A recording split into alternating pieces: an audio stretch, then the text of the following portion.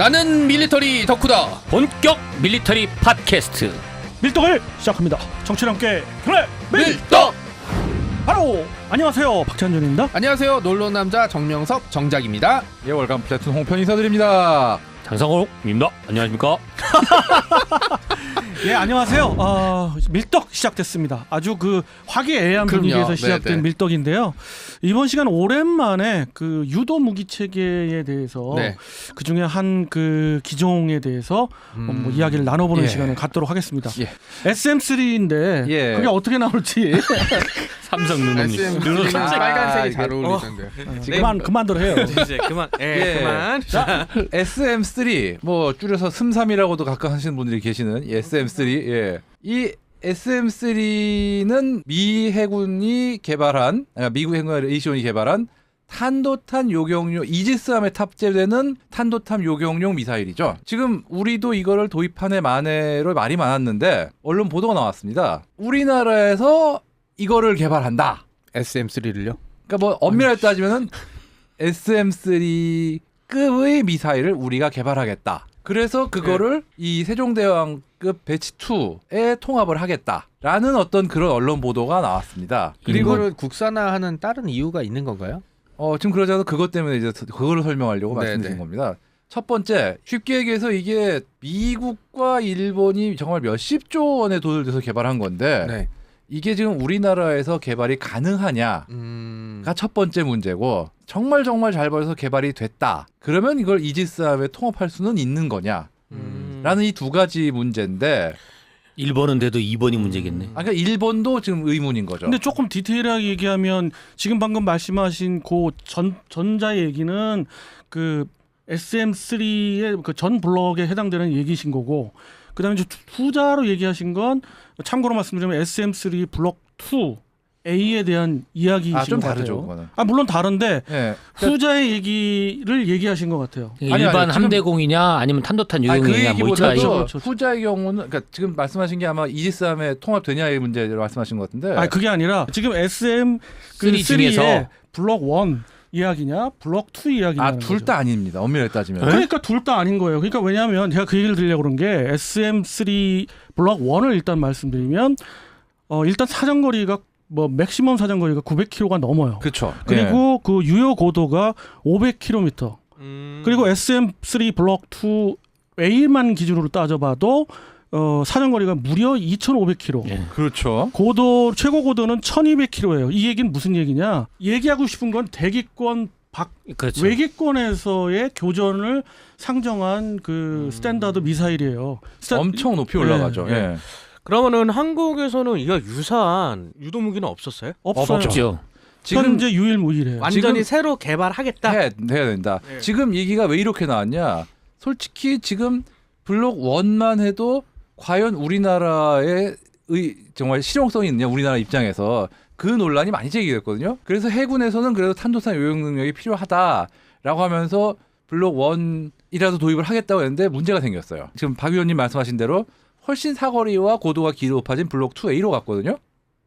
그러면서 블록 1이 실질적으로 단종이 돼 버립니다. 아, 그러니까 우리는 이제 마티스만 있으면 되는데 이제 멀리 안 갈 거니까. 예, 근데 이제 마티스 생산 라인은 없어지고 거기에 이제 뭐 소렌토라든지 다른 라인이 깔린 셈이네요. 이 근데 참 얘기 애매한 게 예. 원래 지금 홍 의원님이 말씀하신 게 그런 걸 거예요. 미국하고 일본이 SM3를 개발한 이유 중에 하나가 북핵 미사일이거든요. 탄도탄을 해서 그거를 요격하겠다고 만든 거예요. 중간에, 그러니까 네.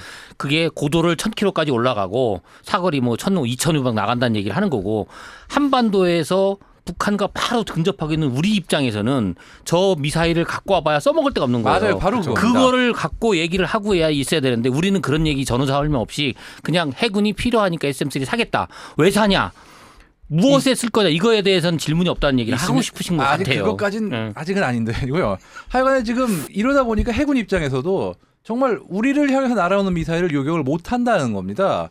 말 그대로 정말 일본으로 날아가는 거를 중간에 요격하는 정도나 간신히 가능한 정도고, 우리나라로 떨어지는 거는 잡지 못하는 거의 이 수준이다 보니까 SM3 블록 1조차 이건 아니다라는 얘기가 나는데 SM3 블록 2로 가면은 이거는 아웃 이렇게 되는 거죠.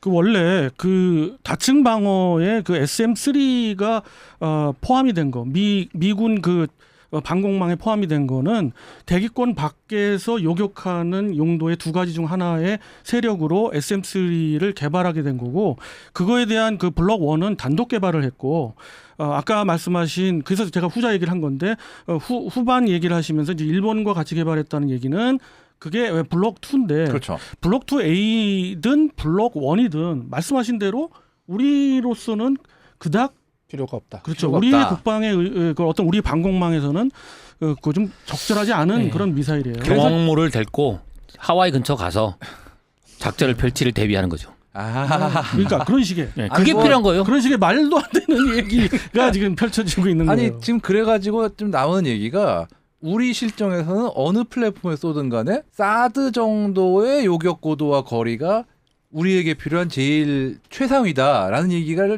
주장으로 나온 적이 있어요.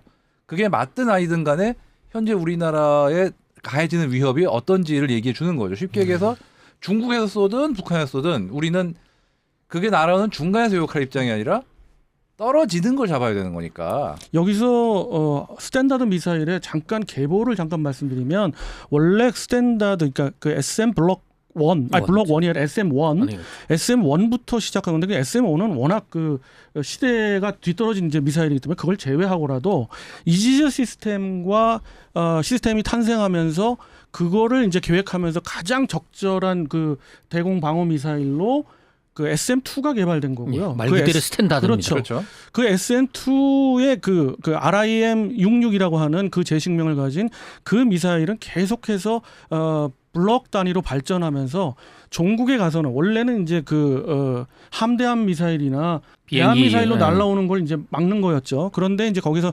발전해서 탄도탄 요격까지 SM2에서도 여러 까지 가지 개발은 블록들. 됐었어요. 그래서 SM6 얘기까지도 갈 수도 있습니다만 어찌됐든 SM3의 MR이라는 그 계열이 있고 ER이라는 계열이 있는데 거기에 이제 블록 그 2C와 그 ER의 블록 4에 가서 어떤 그런 탄도탄 요격 기술이 접목이 되는 그런 기술이 있었어요.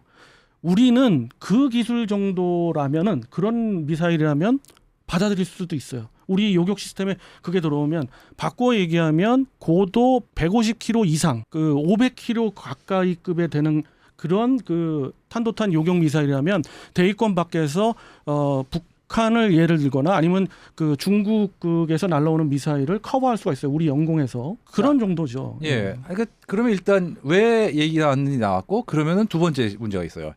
과연 가능은 하냐?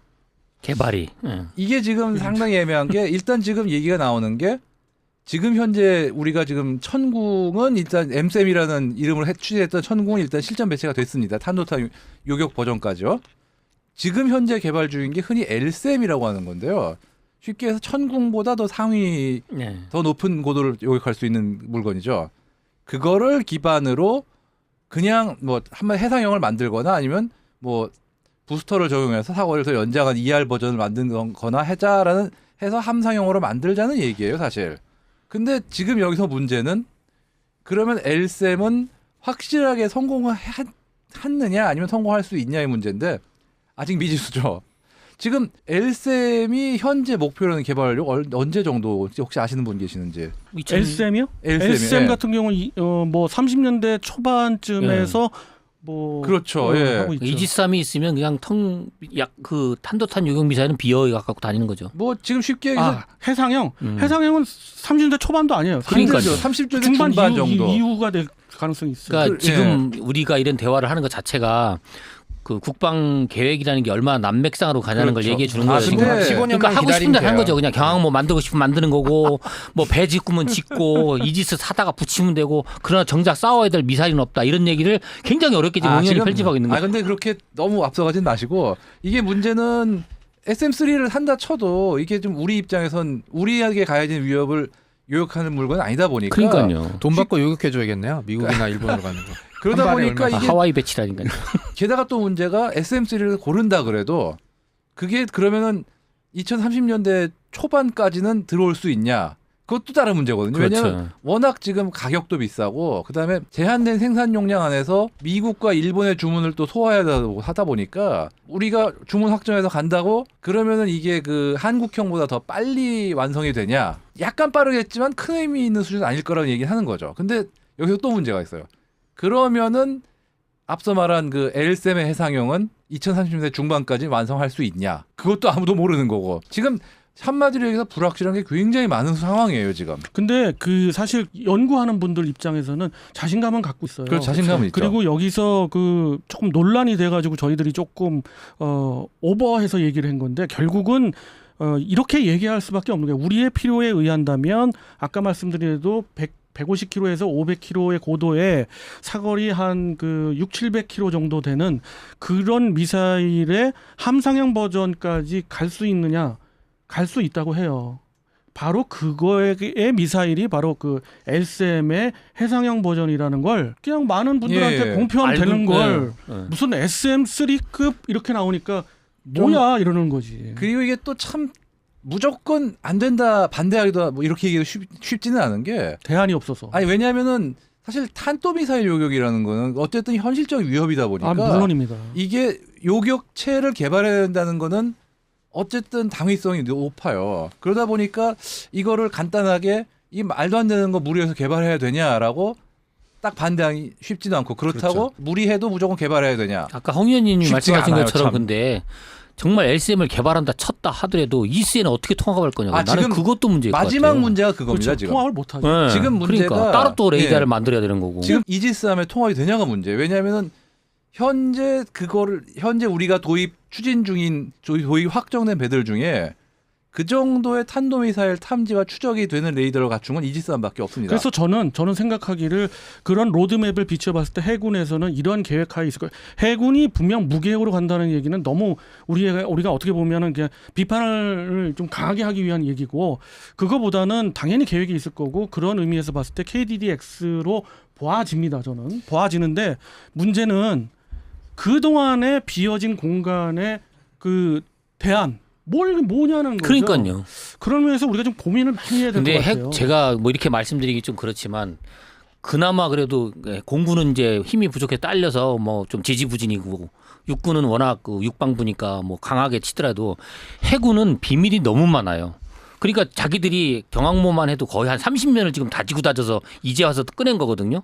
똑같은 식으로 얘기하면 지금 말씀하신 KDDX 플러스 LCM이라는 계획도 아마 옛날부터 해군의 그 모든 기술과 뭐 연관에도 연구를 하고 있다가 이제 꺼낸 걸 수도 있어요. 예. 저도 그렇게 믿고 싶은데 왜 그런 로드맵이라는 것을 이렇게 지금 아까 말씀하신 것처럼 차분차분 설명해서 납득시키고 국방 예산을 쓸 수 있게 못하고 막무가내로 우리는 SM3가 조달이 안 되니까 그런 과 동급의 미사일을 개발해 장착할 수 있습니다라는 식으로 언프를 하냐 이거죠. 그런데 지금 또 의아한 게 차라리 어떻게 보면 홍보나 이런 면에서 KDDX의 LCM 해상형을 통합한다.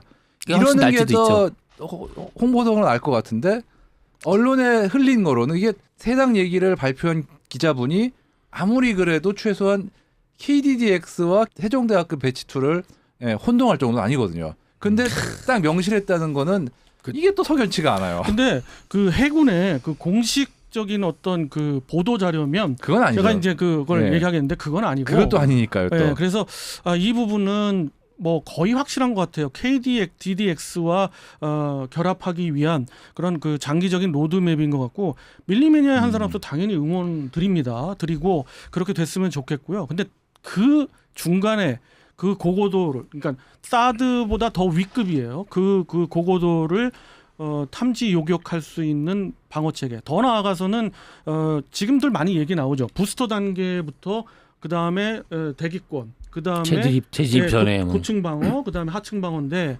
상층 방어를 위해서는 그 뭐 대안이 있고요. 뭐 하층 방어는 지금 그 뭐 거의 전력화가 됐고요. 뭐 패트리어트 물론 패트리어트 M-SAM 뭐 M-SAM들이죠. 전부 지금 천궁이 이제 실전 배치됐고 앞으로 그 PRP 버전도 곧 실전 배치가 될 거니까요. 문제는 이제 그 상층과 그 다음에 그 상층을 단계. 더 위의 문제 그리고 부스터 단계 문제인데 부스터 단계 문제는 다행히도 대안이 있어요. 지금으로서는 이제 미군의 이제 방공망에 거의 유사하게 따라가는 것 같아요. F-35로 이제 그 대안을 찾은 것 같고 그렇게 되면은 레이더도 거의 그 뭐 미군급의 레이더 성능이 돼야 되는데 항전 장비가 들어와야 되는데 그 부분은 이제 추가적으로 확인해 볼 필요가 있는 거고요. 그래서 결과론적으로 우리 그 SM3 이야기가 왜 얘기가 나왔는가를 홍편집장님의 그 어떤 주제를 통해서 여러 가지 그 실과 허를 알 수가 있고 그렇죠. 어떤 그런 것들을 이번 기회에 그리고 지금 또 하나 말씀드리고 싶은 게 과연 그러면은 이거를 해상형이든 지상형이든 테스트를 충분히 할 수 있는 예산을 확보할 것인가? 그것도 걱정입니다, 사실은. 사실 테스트 문제가 나오지만 미 해군도 1년에 실사격을 그 스탠더드 미사일 같은 경우는 굉장히 그런 어떤 그 여러 가지 그 영향과 상정을 해야 되잖아요. 그래서 10발 이상 그 훈련을 안 한답니다. 실제 그 발사 훈련을. 뭐 그런 상황인데 과연 우리는 정말 충분히 이거는 요격 성공할 수 있는 무기다라고 장담할 수 있을 만큼 테스트할 수 있겠느냐? 참 어려운 문제예요. 진짜 어려운 그러면은 문제입니다. 홍편집장님께서는 어떠한 대안이 있다라고 봐요? 결국 예산 확보예요. 그 예산 확보를 제대로 하지 않고 일단 발사체 개발부터 밀어붙이는. 그러니까 왜냐하면 발사체 개발 예산과 시험 예산이 자꾸 분리가 되는 경우가 있거든요. 우리나라는 그 해군 같은 경우만 해도 발사 횟수 충분하지 않고요. 시험 횟수요. 그런 거를 좀 잘 보완을 했으면 좋겠어요, 진짜. 저는 대안이 없다고 봐요. 지금으로서 대안이 없고 혹시 뭐 많은 그 일반 청취자분들 중에서 대안이 있으시면은 댓글로도 한번 주시면은 그러니까 지금 같은 경우는 일종의 어떤 정책적인 방향 뭐 이런 건데 기술적인 문제가 발생한 거잖아요. 여기는 이제 사실 여러 차례 얘기를 하면서 논의를 해보는 게 이제 우리로서는 가장 좋은 방법이 아닐까라는 생각을 해봅니다. 여기서 하나 간과하는 건 우리가 그렇다고 해서 탄도탄 요격을 못하냐 그게 아니고 그 다층 방어가 많으면 많을수록 요격 기회가 훨씬 늘어나기 그렇죠. 때문에 네. 명중 성공률이 높다는 이야기를 드리는 거고 흔히 말하는 이제 킬체인 얘기가 또 나오는 것 같은데. 그렇죠. 예, 그것이 굉장히 중요하고 우리로서 당면한 그 디펜스의 과제이기 때문에 그렇습니다. 그렇죠. 예. 자 이렇게 우리 그 SM3라는 뜨거운 감자를 이야기해 주시면서 네. 우리가 좀 뜨겁게 이야기를 나눠본 것 예. 같아요. 그래도 다행히 자동차 얘기는 안 나왔어요. 그러게. 초반에 나와서 저도 굉장히 그 자제했습니다. 웃으면서 긴장했습니다. 정 작가님이 들어갈 기회가 없었죠. 그렇죠. 네, 제가 철저하게 아쉽습니다. 막았거든요. 자, 청취자 여러분 다음 시간에 또 다른 주제를 갖고 만나 뵙도록 하겠습니다. 청취자 여러분께 경례 밀떡!